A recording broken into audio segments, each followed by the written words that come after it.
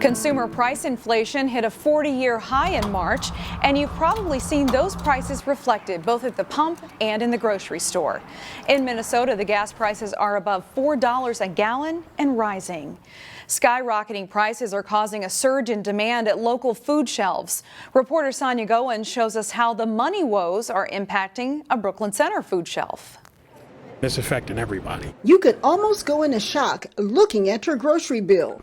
Some items cost double what they did before the pandemic. I bought $170 groceries and I couldn't see nothing go in the cart. And I was like, what? Just about everyone is feeling the pain in their pocketbooks. I would say on average, I'm paying $60 more a month in groceries. I would say I'm spending probably $120 a week between me and my wife. The exorbitant prices have some people rethinking their budgets, while others are turning to local food shelves for assistance. The food shelves at SEEP are normally full, but now there's some noticeable gaps. We've seen about a 30% increase in need for our services. Steve Jaffe says SEEP is being hit with a double whammy: high demand and low donations from their food rescue partners. It's been something that we've seen across the board, that the stores are having a hard time sourcing more product, and it's really showing here on our shelves. The nonprofit needs financial donations. They're also hoping more churches and civic groups hold food drives. Dry goods are really something that we're always looking for,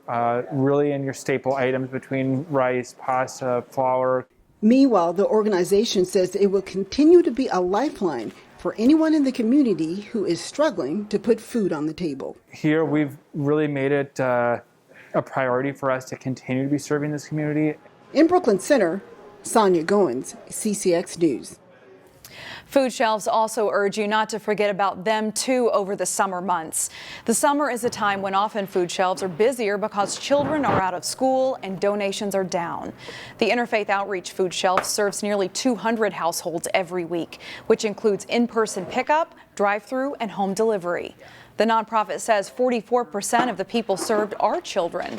The most needed donations at Interfaith Outreach right now reflect students being out of school. They need healthy snacks like fruit squeeze pouches, nuts, rice cakes, pretzels, cheese sticks, jerky, and of course, goldfish. Whether it's birthdays, holidays, or family get-togethers, food prepared by loved ones makes those times extra special. And that's why a Plymouth woman has made it her mission to help people preserve their treasured family recipes. Here's Delane Cleveland with the story.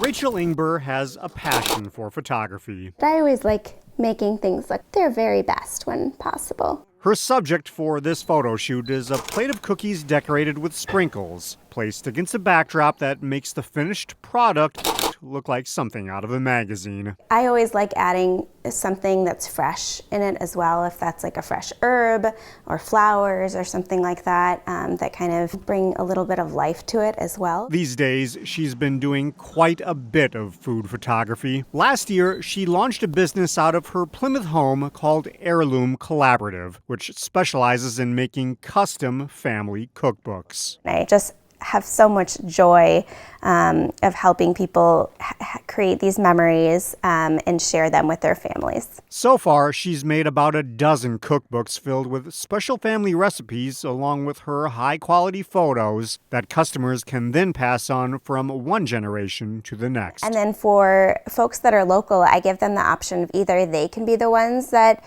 do actually the cooking and the baking, and I'll just come over and photograph them. We'll have these photo sessions or cooking and baking parties, and or I can be the one that take all of that on. The idea came several years ago when Rachel decided that she wanted to preserve the recipes of her husband's 97-year-old grandmother, who was an avid baker. After a lot of hard work, I have something for you.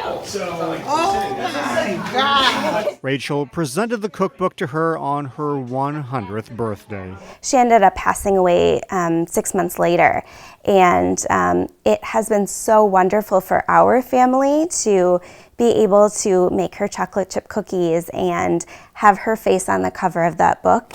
It's the sort of joy that she wants to share with others. And she'll go through the painstaking work to ensure that her clients' curated recipes can be presented in a way that makes everyone proud. It makes me so happy. if money was no object, I would do this for free because I just think it is so fun to do. In Plymouth, Delane Cleveland, CCX News.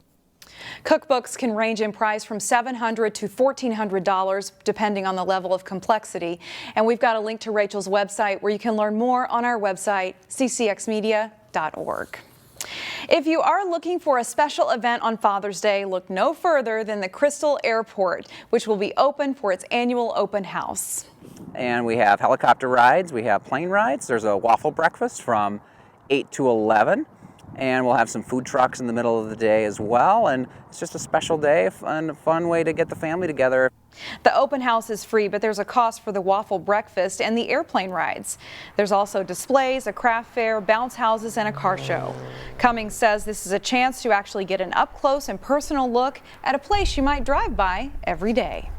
I think a lot of people are craving community events because they missed it for a couple years. So it's nice to get out and do things. I know there are things I didn't get to do during the pandemic that now are just super exciting and fun again. A Warbird flyby is also scheduled at noon, but you can find out all the details on the website crystalairportopenhouse.com. And finally, mark your calendar for one of the many Juneteenth celebrations in the northwest suburbs. The Golden Valley nonprofit Sweet Potato Comfort Pie plans several Jubilee events around that date. Starting with a play on Friday, June 17th called Kumbaya, the Juneteenth Story. It will be at Breck School. There's a dialogue after the show, too. Then there are several events planned between June 18th and 22nd for the Sweet Potato Pie Bake-Off at Arts Us in St. Paul.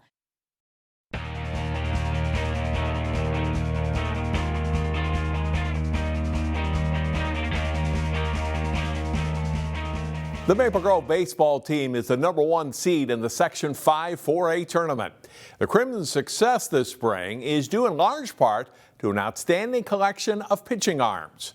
Here's this week's CCX Sports Spotlight. Aiden Hansen and Ethan Zimmerman worked hard in the offseason to prepare for their senior year of high school baseball. Doing a lot of velo with plyo balls and doing a lot of weightlifting, like deadlifts, squatting, really getting into my legs. Especially with the varsity, I kind of got some innings last year, and it really helped me to learn like what I need to work on. Worked on getting the curveball down, worked on a changeup, and they've been really successful with me, and it's been a good year. Called strike three, nice pitch. Jeff Peterson is in his first season as Maple Grove's head coach, and his primary responsibility at all of his coaching stops has been pitching. His philosophy? Be aggressive. Try to instill in the guys, just throw strikes. The more strikes you throw, the less guys you put on base, your odds of winning just increase in high school baseball. The team that pitches the best, fields the best, usually wins the most games. We can get our first pitch strike or whatever it is, fastball, slider, curve, whatever. We're doing our job, and he's put a lot of confidence in us, and then he trusts us, and we believe in him. Hansen and Zimmerman have combined for 9 of the Crimson's 17 wins, and nearly half of the team's total innings pitched. But the Crimson's depth is as impressive as their eye-popping numbers. Every single game we've had a quality start. In all, 13 players have taken the mound for Maple Grove. Got in a miss, and he'll get the strikeout. And have combined for an earned run average of under 1.5. It's really fun to watch. We got a lot of good kids here, and we've just been working really hard. And we have a lot of energy. I really enjoy this team a lot. Hansen's earned run average this season is under 1, and he's earned a spot in the Play Ball Minnesota All-Star Series later this month. He's noticed a big improvement in his own game from last spring. I feel like my velocity's gone way up. I'm trusting myself a lot more. Putting the work in really pays off. So it paid off a lot this year, and I want to keep getting better. The Crimson have done all this without the guy they expected to be the race this season. Cole Newell went down with a season-ending arm injury in his first start of the spring against Osseo. It was tough to see him get hurt that first game, but we really came together as a team, and we've really been successful since, and we've kind of used that as fuel, to just build on that. On the flip side, the Crimson are excited to have Aiden McMahon back.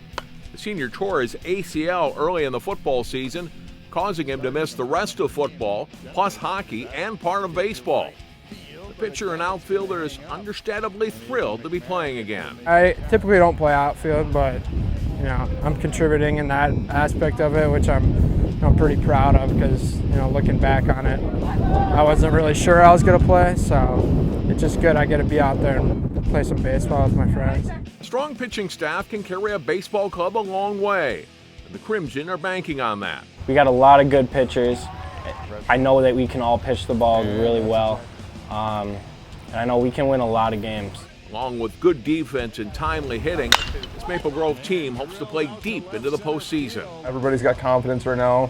We're trusting each other, and we're just doing our jobs. And I really enjoy pitching for this team, and I love seeing our pitchers dominate on the mound.